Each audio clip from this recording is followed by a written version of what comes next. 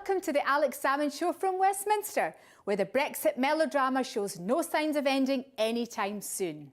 Meanwhile, Alex reports from Belfast, continuing our feature on the impact of the Brexit debate on Northern Irish politics. The question we asked today in this programme is, are the economic realities of Brexit changing the landscape of Northern Irish politics? However, here in London, the Prime Minister has been playing her own mind games by acting totally out of character. Theresa May, usually the most tribal of politicians, has given up on trying to secure her Brexit deal with her own Conservative Party votes and is now turning to the opposition instead. At the same Downing Street podium where she once declared Jeremy Corbyn a saboteur of Brexit, she now asks for his support in piloting the Brexit solution in a search for consensus. So today I am taking action to break the logjam. I'm offering to sit down with the Leader of the Opposition and to try to agree a plan that we would both stick to ensure that we leave the European Union and that we do so with a deal. But is all as it seems? The Prime Minister knew that half her cabinet would have resigned if she had tacked towards a softer version of Brexit, which the House of Commons has been considering this week. And the other half were threatening to go if she didn't. And therefore here is her solution. Offer one half the prospect of a softer Brexit, and the other half, and this is the rub, offer them the prospect of inheriting the kingdom. Après moi, le hard Brexit deluge. There are two flaws in this plan. First, despite writing to every Tory MP to explain her novel tactics, it may not be possible to hold her parliamentary party together. In under 3 years as Prime Minister, she already holds a record of around 30 ministerial resignations and counting. So will the Tory party finally splinter on Brexit? I is a Conservative Prime Minister who repeatedly told us that no deal is better than a bad deal, now approaching Labour MPs to block a WTO Brexit when most Conservative MPs want us to leave the European Union with a clean break in 9 days' time. The second problem with the Prime Minister's cunning plan is that Jeremy Corbyn may be wise to the tactic and decline to ride to the government's rescue. He may say, "Why should I believe you? I hear today and gone tomorrow Prime Minister, about to be replaced by a Brexiteer by the fall. Why not hold an election now, rather than after you've gone in the autumn?" So let me ask her, had she been the Leader of the Opposition and invited into a trap like this, would she have been foolish enough to accept? So, is it to be Houdini Theresa or just back to the usual Maybot? However, whatever else may be said about May's latest move, at least it's a change in the script. We've broken out at long last of the Groundhog Day process of never-ending votes on the same deal. Now she wants the votes of the Labour Party to pass her withdrawal agreement, as opposed to the votes of the Brexiteers and the DUP. This may even be a relief to the MPs, who this week have been fixed to their benches with the same superglue as the climate change protesters, who attached themselves to the glass in the visitors' gallery. 2 years, every day, talking about this. The Prime Minister clearly intends to be the last woman standing on Brexit, before she finally keeps her promise to resign. One of Theresa May's biggest miscalculations has been to underrate the strength of the Democratic Unionist Party's opposition to her backstop proposal, despite its very clear articulation many times, including on this very programme. Why is she pursuing something that's not going to go anywhere? That's the question I'm asking. Did she listen to her civil servants? Did she listen to those advisors around her who thought we were bluffing? They know now we're not bluffing. But in this show, we examine how the Brexit debate may be changing the fixed assumptions of Northern Irish politics. But first to your tweets, messages and emails, and we've had so many in response to the wonderful young people we had on last week's show from Belfast. Fiona says, "A great show. The young people were smart, articulate and above all decent. I have every confidence in the future, simply listening to them. Thanks, Alex. Now a wee bit wiser on Northern Ireland and Irish views." Patrick says, "The future looks bright with these young students for the whole of Ireland. Love your show, Alex." Martha says, "Well said, young ones, times are a-changin'." Tommy said, those youngsters are definitely tuned into what's happening, fantastic. And finally, Tony says, as a 70-year-old living in the South, those young people were amazing. The future is in good hands. Couldn't agree more, Tony. Now over to Alex in Belfast. While Parliament Square in London was crowded with pro-Brexit demonstrators last Friday, a demonstration of a very different kind was taking place in Northern Ireland, where communities were demonstrating against the threat of a hard border from a hard Brexit. I spoke to John Sheridan, one of the organisers of the protest. John Sheridan, welcome to the Alex Salmond Show. Thanks very much, Alex. Now, you farm literally on the border in Fermanagh. Tell me a bit about how does your farm meet the border? Well, I suppose the best way to describe it is if you just imagine a 90-degree angle, and where we meet the border, I am virtually at a 90-degree angle. So it only leaves me, my only access to the north is about 45 degrees of a country that I was born and reared in and could always go 360 degrees in that country. You know, it's maybe my memory's playing tricks on me, but I seem to remember during the BSE crisis some years ago, the Reverend Ian Paisley making a speech where he declared that Northern Irish cattle were Irish and therefore could avoid the export ban. Did you take, if my memory's correct, did you take that as a sign that perhaps economic imperatives sometimes prevail over traditional attitudes? They always do. They always do, economic imperatives, yeah, which is why we in Northern Ireland want to hold the economic status that we have at the moment on the island of Ireland. Now, recently you met Michel Barnier, the European negotiator. Did he come to see the farm, or were you at the border? Did he show a keen understanding of the issues involved? Well, he came for a keen understanding. We actually met him in the Guildhall in Derry. He wanted purely to discuss with border communities and business people how it was going to affect them in their everyday lives. And he insisted, he says, I have to represent the EU27, I have to represent them legally, and that's all I'm here to do legally, he says. So I don't want to hear anything about flags or emblems, sovereignty or ideology. But tell me a bit about the organisation that you're a prominent member of. How did that just arise as the situation developed? Was it a spontaneous grassroots organisation? For 20, 25 years, you know, I was used to dealing with people all along the border. Knew many people, and those people just came together after the referendum and said, this is terrible, because this is going to absolutely ruin our businesses. And I think it's the fact that people along the border authentically realise the trading that goes on from north to south and back from south to north. They have, it's in their psyche, it's in their blood, day and daily. So they have a good perception of what it meant to leave Europe.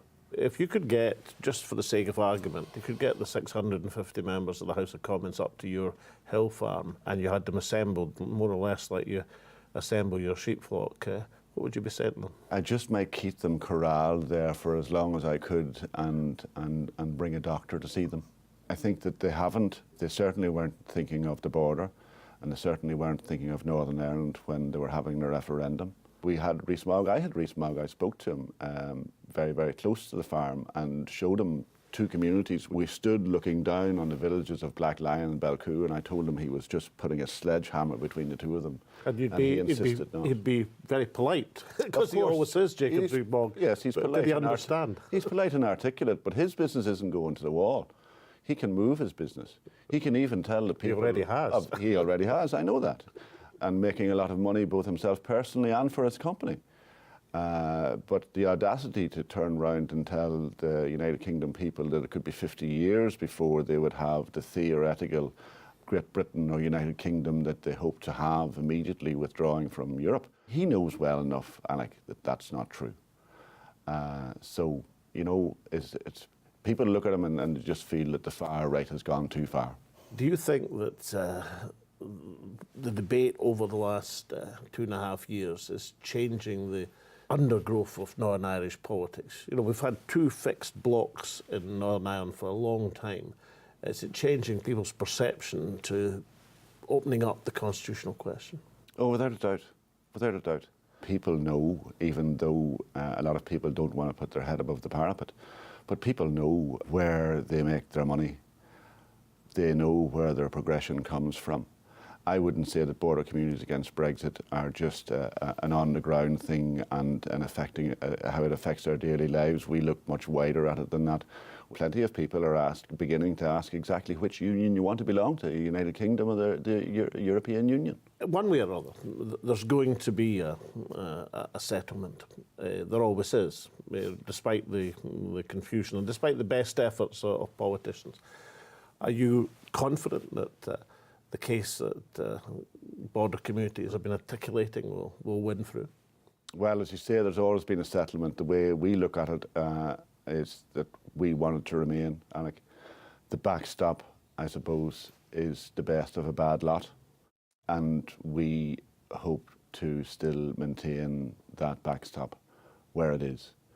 I think that Europe won't move on it. Legalities of it have been properly explained. Europe, I know, do not want to get into the constitutional business of the United Kingdom. But they also have to protect their single market, and they also have to protect their customs union. And the only way that can be done on the island of Ireland is to make sure that the regulatory line, which is already there on the sea and at the ports, is held and intensified to the fact that maybe only 3% checks would be taking place now, and I'd say they're looking at maybe a 90% check. So people simply cannot believe why the backstop can't be accepted. Yeah, having met Michel Barnier, the European negotiator, and you're a livestock farmer, you're used to negotiation. Could you have done business with him? Yes, I could. I think that Westminster need a few Michel Barniers amongst their 650 members. It's unbelievable to call yourself the 5th largest country in the world, and for the last 2.5, we may as well call it 3 years now, nearly, Alec, they still have not been able to hammer out a trade deal with the biggest consumer bloc in the world. A lot of people don't realise how little it was costing to stay in. The 18 billion wasn't, 18 billion a year was 10.5. They don't realise the Erasmus schemes, they don't realise the integration on security, they don't realise the integration on the economy, on health, on research, on education. All those things I don't think have ever been properly articulated to the general public. Now, if Brexit's such a good thing, why are 650 MPs in such chaos? If it was such a good thing, why don't they just go? And obviously they must know something that we don't. And I think they have a responsibility to go out and properly articulate to the people exactly what they're doing upon themselves and what's likely to happen in the future. Dominic Reeve put it well. He says, I think the realities of the present day are starting to catch up with the theory of the opportunism after Brexit. Well, John, we'll have to look for a good outcome now. I can't guarantee you a decent outcome, but what I can say, next time you've seen Michel Barnier, this is a Quaich Scots Gaelic for Living cup, Scotch whisky, only Scotch whisky, no French brandy, none of that Irish stuff, only Scotch in the Quaich, and give them a good drink. That's one of these red lines, is it? Thanks very much, Alec. Great. Thanks very much. I'll treasure that. Join us after the break, where Alex speaks to key players in the Northern Irish economy. Welcome back. One of Northern Ireland's most successful entrepreneurs in the hospitality industry recently made his first ever intervention into the political debate of the province. Alex asked Dr. Bill Wolseley why Brexit was bringing people from off the sidelines and onto the pitch. Bill Wolseley, welcome to the Alex Salmond Show. Delighted to be here. Now, you're someone, a very prominent, successful business person in Northern Ireland and Belfast and elsewhere. But you're somebody who hasn't hitherto said much about politics, but recently you've been putting your head above the parapet. What has moved you to make some political statements? Absolutely. I do not want to return to any of the dark days. So that border, I've, the thought of that coming back fills me with fear. We need to do what's best for Northern Ireland. We need to do what's best for our economy. And if we have a strong economy, that should not just be for the business class, that should be for the good of all the people of this province. And traditionally, a large number of people have kept well away from politics in Northern Ireland, perhaps understandably. Some people would argue that segments of the middle classes, people who normally would be leading or joining political parties, have been averse to getting involved in politics. Do you think Brexit's changing that? Yeah, I mean, the saying about in 1968 that the middle class went out to play golf and never returned is probably true back to 1968. Anyone who gave it any degree of thought knew that compromise was the way forward. But we had politicians who put simple answers to complicated questions. One was Brits rule and the other was Brits out. And they were very simple answers to appease their communities.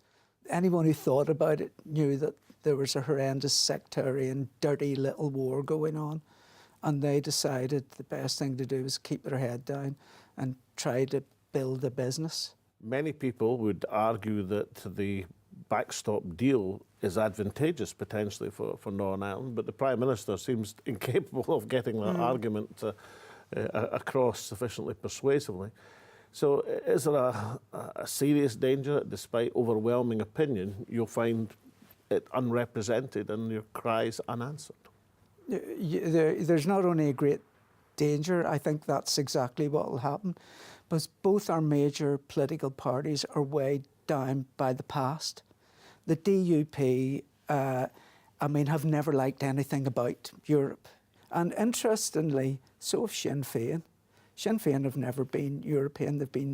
Lately, they've come on board because they see it gives them some political advantages. But I fear that the DUP will stick to their position, and Sinn Féin have had an opportunity. They should have, in my humble view, they should have got their MPs together. They say they're one of the party for all Ireland. They say they're the only party that sits both sides of the border. They had an opportunity to go over and make a point and then pull back. But aren't things changing behind the scenes? I mean, the changes we've seen in Northern Irish politics, with the DUP supplanting traditional unionism, Sinn Féin supplanting the SDLP, they've been within the blocks.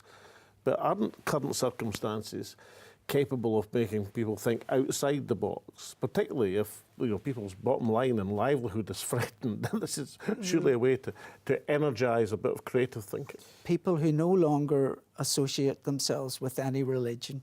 There are a lot of people like that, from below 40, and they've just turned their back on the whole political situation. They have no interest in politics at all.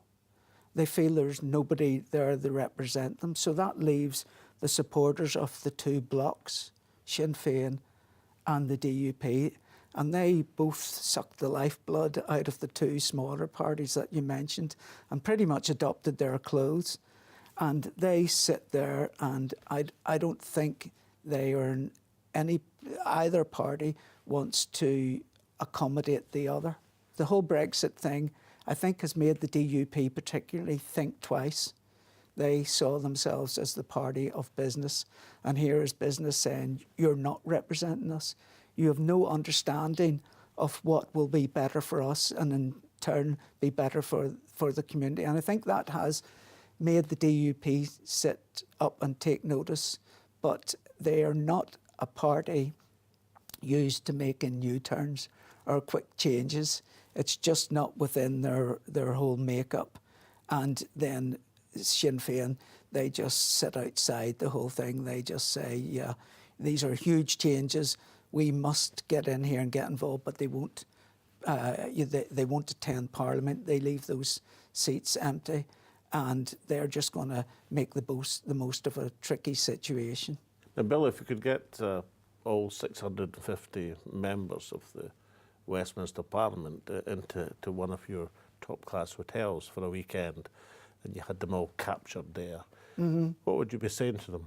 Don't come out of this room until you have brought together some sort of compromise that represents all the people of the UK, and absolutely pick up your bloody bill on the way out. But Wolseley, thank you so much. Thank you, Alex. Now, I'm going to put out that offer to all the MPs. But in the meantime, can I present you with the Quake, the Scottish Gaelic for Living Cup? Thank you very much. Whiskey in the Quake, none of that Bushmill stuff. All right. Just Scotch. Iskabar. Thank you very much. Thanks again. The trends that Bill Wolseley has identified have started to be picked up in polling. A recent survey has shown deep dissatisfaction with the Brexit process, with an increasing majority for Remain across the province. Backing for a new border poll and Irish unity is approaching parity with opposition, with a significant 22% of Protestant voters expressing support for such a referendum. The polling shows opposition to United Ireland at only 45%, still 13% ahead of support, but with more than 20% undecided. And among young people, the gap narrows further, with support for Irish unity within touching distance of the opposition. 20 years of peace brought a dividend in border communities. Newry was once the economic black spot of the entire province. Now the economy is flourishing. I spoke to Dr. Conor Patterson, a director of Enterprise Northern Ireland and one of the key figures leading this change. Dr. Conor Patterson, welcome to the Alex Salmond Show. Thank you. Now, you've been instrumental in many of the development initiatives in Northern Ireland, particularly in Newry and around the border area. They've been greeted with substantial success. Now, do you attribute that to the goodwill, the surge after the peace agreement, or have there been other aspects that have been instrumental in getting that economy moving? In the case of Newry, where I grew up, in the first half of my life, the experience I had, I grew up in a housing estate. My father was unemployed, was one of widespread poverty. 30% of the population in the 1970s were without work. And now unemployment in Newry is 2%. So it's a remarkable transformation, not attributable to foreign direct investment or public sector employment in the case of Newry, but to homegrown entrepreneurs who are able to take advantage of an open border and grow their businesses. But politics can get in the way of economic development.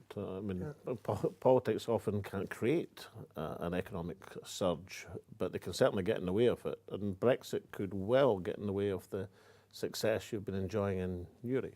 The problem with Brexit now, it makes national identity a decision that has to be made. You choose to be either Irish or British, and whichever choice you make has consequences. But will the choices change?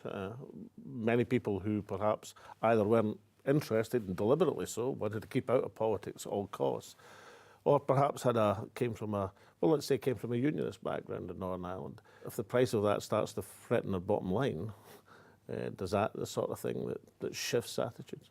I think what I and others have been trying to say to people in the unionist community is, don't think of your Irish dimension as being, something that has to be limited. If you're expressing an Irishness, you're also expressing a European identity. And if you could get the 650 members of the House of Commons to Newry and show all of them unemployment at 4%, an economy which has been transformed over the last generation, and say, no, nobody wants to put that at risk. What would be the key point you would make to that assembly of parliamentarians who unexpectedly descended upon Newry? I think Newry's prescription was not to be turbo nationalists, to respect the opportunity that people are giving you in other jurisdictions and offer the best of what you have. So that's about collaboration and sharing. And I would say to MPs in the House of Commons, you don't have to assert your Britishness. People get it. You have a lot of soft power. You're widely loved for all of your language, your literature, your music, the example that you've given to the world in so many respects. That's enough to be getting on with. You can conquer the world with that without having to assert some 19th century imperial, historical model that's no longer going to be accepted. Conor, you've done a fair bit of economic forecasting in your time. If I was asked for you now to make a political forecast, what do you think the end game of this Brexit debate is going to be? In a way, I think this was an exorcism that was always going to have to happen. that the worldview of a narrow group at the higher reaches of British society, the elites, those that continue to make money out of Brexit chaos, but ultimately they're going to run into the buffers. But I can't see Brexit as conceived and sold to the British population without explanation. I can't see that succeeding. And the next generation, what's their attitudes going to be to these ideas of sovereignty against economic development? Well, it might be the lesson that, I mean, before I came here, I was speaking to a group of primary 7 kids in Europe at the lessons from the first half of my life known as the Troubles. And they understand well, and we've all learned the lesson to respect the other. And whatever we do, whatever disagreements we have, we don't turn to violence, because violence is ultimately self-destructive. So if we've learned that lesson, and we have here, and while there are threats from a narrow group, a narrow section of the population here, I don't think that group can survive. So that lesson, I think, will apply post-Brexit, and people will have learned that there's nothing wrong in being British and European. You don't have to be exclusively British. So, Alex, I'm of a certain age, and that age is I'm of the Star Trek generation. And I believe in the Starship Enterprise, okay? That Captain Kirk could be on the bridge, but without his Spock and without his Uhuru and without his Chekhov, and the Starship Enterprise could not have gone boldly to strange new worlds. That's the model that I grew up with. You know, we're human beings, and ultimately we will conquer the challenges we face, but only if we do it together. Well, Dr. Conor Patterson, I don't know if we'll get to That's the a final quake. frontier, Yeah. but indeed it is a quake. And the only stipulation, of course, in presenting you with it is only Scotch in the quake, of course. Thank you. It's been a pleasure, Alex. Pleasure. Thank you. Thank you. Well, here in East Belfast, this wall, this peace wall, in the short strand separates a Catholic enclave from the predominantly Protestant community. It's a harsh reminder that barriers in Ireland don't just potentially exist between north and south, but within communities, even here in Northern Ireland's greatest city. However, in this show, we've heard the economic realities through the Brexit debate are starting to bring about a change in attitudes, a potential political realignment. The question is the leadership here in order to make that realignment a reality? And will it be in time to secure Northern Ireland's peace and prosperity? And now from Tasmania, myself and all at the show, it's goodbye for now.